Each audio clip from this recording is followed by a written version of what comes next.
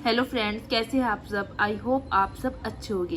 तो आज की इस वीडियो में हम क्या देखने वाले हैं, हम देखने वाले हैं क्लास 8 और चैप्टर आपका 1 है एनसीईआरटी साइंस। ठीक है, तो हमने क्लास 8 की जो है एनसीईआरटी स्टार्ट कर दी है विज्ञान की। चैप्टर 7 6 और 7 की मैंने ऑलरेडी कंप्लीट करा दिया, आप जाके मेरे चैनल के प्लेलिस्ट में चेक कर सकते हो।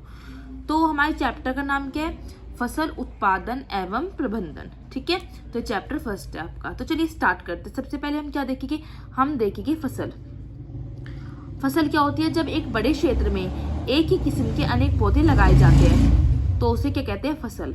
एक क्षेत्र में एक ही किस्म के अनेक पौधे लगाना तो उसे कहते हैं फसल। ठीक है, फसल के प्रकार की बात करते हैं तो खरीफ की फसल आती है और रबी की फसल आती है। खरीफ की फसल किसे कहते हैं, वर्षा ऋतु की शुरुआत में जब बारिश होती है, उसकी शुरुआत में मतलब जून से जुलाई, उसमें क्या होता है, बुआई होती है। ठीक है, मतलब बोते हैं ये फसल को, और कटाई कब होती है, सितंबर से अक्टूबर। तो खरीफ की फसल जो है जो बारिश होती है वर्षा ऋतु की शुरुआत में उगाई जाती है जून या जुलाई में, और कटाई कब होती है, सितंबर और अक्टूबर में। याद रखना है आपको। रबी की, जैसे खरीफ की फसल कह देते हैं कौन कौन सी है, तो धान हो गई, मक्का, सोयाबीन, कपास और मूंगफली। ये आपको अच्छे से लर्न करनी है क्योंकि एग्जाम में क्वेश्चन पूछा जाता है कि खरीफ की फसल कौन सी है। धान, मक्का, सोयाबीन, कपास और मूंगफली। अब बात है रबी की फसल। तो रबी की फसल की बुआई कब होती है, कब उगाते हैं, तो नवंबर और दिसंबर में उगाते हैं। कटाई कब होती है, फरवरी से मार्च के बीच में। कौन सी है रबी की फसल, गेहूं है, चना है, मटर है, सरसों है और अरसी है।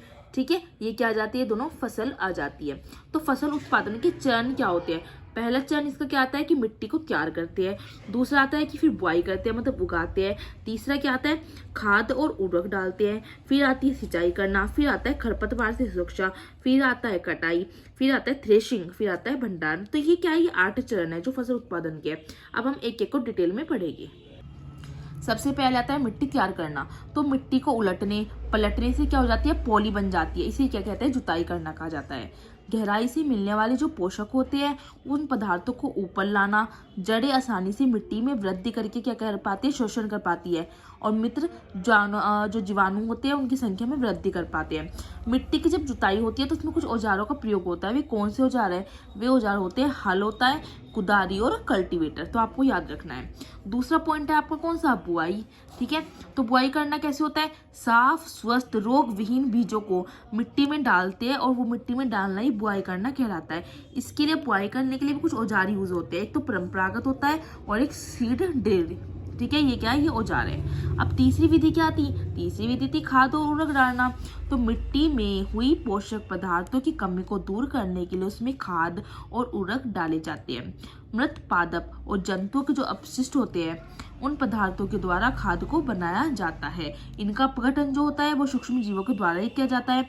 खाद का निर्माण खेतों में मृदा में हानियों से मुक्त करती है। तो मिट्टी में जो खाद का निर्माण खेतों में होता है और मृदा में क्या करती है, मृदा में जो है ह्यूमस मुक्त करती है।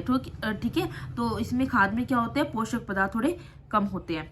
सिंचाई की बात करते हैं तो निश्चित समय अंतराल के बाद पौधों और फसलों को जल उपलब्ध कराना पड़ता है। इसमें विधियां होती है परंपरागत और आधुनिक विधि। परंपरागत में क्या होता है, चैन पंप का यूज होता है, रहट का, ढेकली का, मोट या घिरनी का। ये क्या है, ये उपकरण है। आधुनिक विधि की बात करें तो छिड़काव तंत्र और ड्रिप तंत्र का प्रयोग होता है। अब हमने बात करी थी इसमें उर्वरक डाली जाती है, फर्टिलाइजर। तो फर्टिलाइजर कौन कौन से है, तो मानव निर्मित लवण भी होते हैं कुछ जो मानव बनाते हैं और उनका निर्माण फैक्ट्री में होता है। ये पोषक पदार्थ में अधिक होते हैं। फॉर एग्जाम्पल NPK, ये क्या है, सुपर फास्फेट अमोनियम फास्फेट। ठीक है, NPK एक अलग है और सुपर फास्फेट अमोनियम फास्फेट अलग है। ये क्या है, नाइट्रोजन है, फास्फोरस है, और ये क्या है कि पोटेशियम है। और एक होता है हमारा सुपर फास्फेट और एक होता है अमोनियम फास्फेट। ये आपके 3 है। ये मैंने थोड़ा इस तरह कर दिया, नाइट्रोजन, फास्फेट और पोटेशियम, में सुपर फास्फेट और अमोनियम फास्फेट। ठीक है, नेक्स्ट आ जाता है खरपतवार से सुरक्षा। किसी स्थान पर उगने वाले अनावश्यक व अवांछनीय पौधों को खरपतवार कहा जाता है। ठीक है, जो मतलब होता है ना, कहीं कहीं जैसे आप देखते होगे आपके घर के बाहर कहीं पौधे उग जाते हैं कुछ भी, तो वे क्या अनावश्यक पौधे हैं, तो उनको ही खरपतवार कहा जाता है। ठीक है, खरपतवार से क्या होता है, जो फसल से क्या है, सूर्य का प्रकाश, आवास, जल और पोषक पदार्थ को छीन लेते हैं। अब आता है यहाँ पे हम देखते हैं निराई किसको कहते हैं। खरपतवार के पौधों को हटाना ही निराई कहलाता है। जुताई हो जाता है, उखाड़ कर खुरपी हेरों द्वारा ही इनको हटाया जा सकता है। खरपतवार नाशी जो है विशेष प्रकार के रसायन होते हैं, जल में डालकर खेतों पर स्प्रे करना पड़ता है, जिससे क्या होता है खरपतवार के पौधे नष्ट हो जाते हैं। अब एक खरपतवार नाशी का ये नाम लिखा है 2,4-D, ठीक है। तो 2,4-D क्या है? खरपतवार नाशी, इसका उपयोग खेतों में किया जाता है। अब बजाती है नेक्स्ट विधि आपकी कौन सी? कटाई की। तो तनाती हार्वेस्टर के द्वारा कटाई की जाती है, मतलब काटना फसल को। थ्रेशिंग क्या होता है? काटी गई फसल के तनों से अनाज के दानों को अलग करना, ये थ्रेशिंग कहलाता है। थ्रेशिंग में जो है फटकना पड़ता है। और एक कौन सी होती है? विनोइंग। विनोइंग क्रिया में क्या होता है? अनाज और भूसे के मिश्रण को एक साथ नीचे गिराते हैं। अब एक साथ नीचे गिराएंगे तो अनाज तो मोटा है, वो नीचे गिर जाएगा, और भूसा क्या है? हल्का होने के कारण हवा में उड़ जाएगा। इसको कहते हैं विनोइंग की क्रिया, ठीक है। थ्रेशर मशीन जो है क्या होती है? कंबाइन होती है। कंबाइन मतलब इसमें थ्रेशर भी आता है और हार्वेस्टर भी आता है, मतलब ये दोनों कर सकती है। कंबाइन होती है क्या? Thresher machine. तो ये थ्रेशर और हार्वेस्टर दोनों का काम कर सकती है। फसल की कटाई में भी करेगी और काटी गई फसल से अनाज के दानों को भी अलग करेगी। कौन? थ्रेशिंग जो है मशीन। नेक्स्ट आ जाती है आपकी भंडारण। भंडारण मतलब फसल का भंडारण करना। अब कैसे करेगी?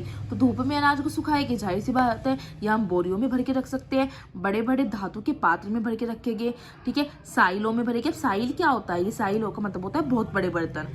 कीटनाशकों व कवकनाशी का छिड़काव व नीम की पत्तियां रखेंगे। आगे आ जाता है अब आपका पशुपालन का। ये आपका अलग टॉपिक है। ये आपके 8 जो चरण थे वो कंप्लीट हो जाते हैं। अब नेक्स्ट टॉपिक आता है आपका पशुपालन। तो पशुओं की देखभाल के साथ उन्हें भोजन उपलब्ध कराया जाता है, इसी के कहते हैं पशुपालन करना। कटाई का समय क्या होता है? जब फसल कटती है ना, तो उस समय बहुत आनंद का होता है, हर्षोल्लास का होता है। जैसे जब फसल कटाई के समय कुछ त्योहार भी मनाए जाते हैं, जैसे पोंगल आ जाता है, ठीक है। पोंगल, बैसाखी आ जाता है, होली, दिवाली और नबान्या, बिहू, ये सब क्या? ये सब फसल की कटाई से जुड़े हुए हैं। अब आ जाता है आपका वायुमंडल नाइट्रोजन स्थिरीकरण। तो राइजोबियम बैक्टीरिया जो है वो क्या है? एक फलीदार लेग्यूमिनस है, तो पौधों की जड़ों की ग्रंथिकाओं में पाए जाते हैं, ठीक है। राइजोबियम जो ये बैक्टीरिया है, और ये वायुमंडल नाइट्रोजन स्थिरीकरण में क्या होता है? सहायक होता है।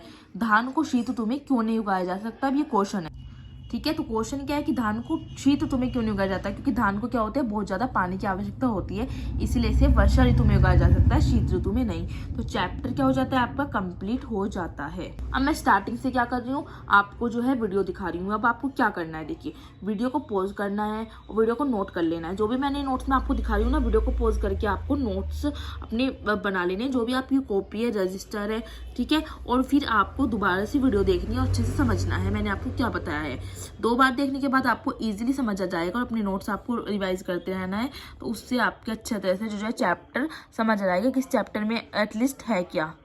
वीडियो अच्छी लगती है तो आपको लाइक, शेयर एंड कमेंट्स करके मुझे जरूर ही बताना है। मिलेंगे हम नेक्स्ट चैप्टर में। इतने आपको ये चैप्टर अच्छे से कर लेना है। मैं 8th क्लास की एनसीईआरटी आपको जो है कंप्लीट कराऊंगी, और वीडियो आपको कैसी लगती है वो आपको कमेंट्स में जरूर ही बताना है, ठीक है। जब हमारी 8th क्लास की साइंस कंप्लीट हो जाएगी, फिर मैं आपकी ज्योग्राफी स्टार्ट कर दूंगी। ज्योग्राफी में 6th और 7th की तो हो गई, आई थिंक 8th की भी हो गई। मैं 9th और 10th करवाऊंगी फिर आपको। तो चलिए मिलते हैं हम नेक्स्ट वीडियो में।